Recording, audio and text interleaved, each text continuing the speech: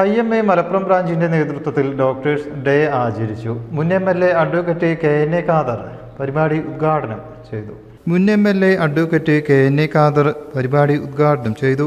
മനുഷ്യരെന്ന നിലയിൽ നിങ്ങളുടെ ആരോഗ്യവും കുടുംബത്തിന്റെ സുരക്ഷയും ഒക്കെ നോക്കി നടത്തുകയും ചെയ്യാൻ നിങ്ങൾക്ക് എല്ലാവർക്കും അവസരമുണ്ടാകണമെന്നാണ് ഞാൻ കരുതുന്നത്.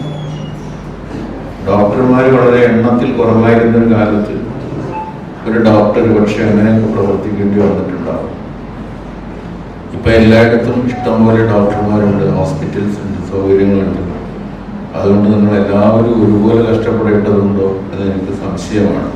IMA മലപ്പുറം ബ്രാഞ്ച് അധ്യക്ഷൻ ഡോക്ടർ K. അബ്ദുൾ റഷീദ് അധ്യക്ഷനായി. സീനിയർ ഡോക്ടർ ഇബ്രാഹിം കൊന്നോലയെ ചടങ്ങിൽ ആദരിച്ചു. വിവിധ പരീക്ഷകളിൽ മികച്ച വിജയം നേടിയ ഡോക്ടർമാരുടെ മക്കളെ അനുമോദിക്കുകയും ചെയ്തു.